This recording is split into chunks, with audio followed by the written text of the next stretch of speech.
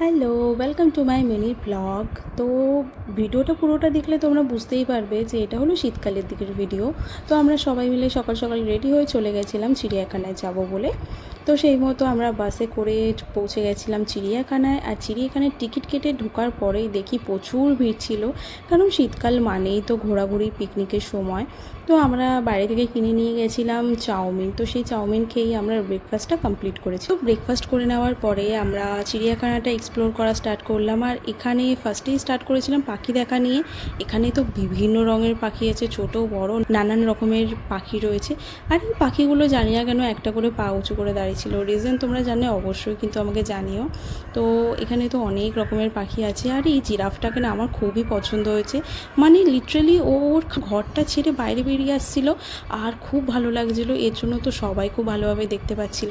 আর এই পাখিটা না খাঁচা থেকে ঠোঁট বার করে আমার মায়ের কাছ থেকে খাবার চাইছিল। তারপর তো একটু ব্রেক নিয়ে খেয়ে নিয়েছিলাম চা। তারপরে আবার এক্সপ্লোর করা স্টার্ট করলাম। আর এখানটায় আমি তো এক্সপেক্ট করিনি যে দিনটা এতটা লাকি হবে, কারণ সব কটা জীবজন্তুর পাখি সবাই না নিজের খাঁচা থেকে ঘর থেকে বেরিয়ে আসছিল আর ঘোরাঘুরি করছিল। এর জন্য না সবাই খুব ভালোভাবে দেখতে পেরেছিল, ভিডিও করতে পেরেছিল। তো আমিও তো ভিডিও করেছি। তো খুবই ভালো লাগছিলো, এত সামনে থেকে বাঘ দেখতে পেরেছি, হাতি দেখতে পেরেছি। তারপরে এই ফিমেল সিংহটা না বসে বসে খাবার খাচ্ছিল। তো সেই দেখে আমাদেরও তো খিদে পেয়ে গেছিলো। মা বানিয়ে নিয়ে গেছিলো কড়াইশুঁটির কচুরি আর আলুর দম।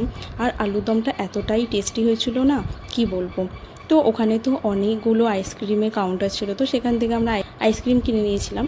আর তারপর একটু ঘোরাঘুরি করার পর আমরা চলে এসেছিলাম বাড়ি। আর মা তো মোমো স্টাফিং ভরে চিকেন সেটে পনির সেটে এগুলো না বানিয়ে রেখে দিয়েছিল কাঁচা অবস্থাতে ফ্রিজে স্টোর করে। তো মাকে বললাম তো এগুলোকেই বানাও। তাই জন্য মা বানিয়েছিল স্টিম মোমো পনির সেটে আর চিকেন সেটে, এগুলোকে ফ্রাই করে নিয়েছিল। কারণ আমার না খুবই ক্রেভিং হচ্ছিলো মোমো খাওয়ার জন্য। তো আমি তো আর রাত্রিবেলা কিছুই খাইনি। তো আমি যখন ভিডিওতে ভয়েস ওভার দিচ্ছিলাম, তো আমি দেখলাম যে আমি সারাদিনই অয়েলি ফুডের ওপর দিয়ে কাটালাম।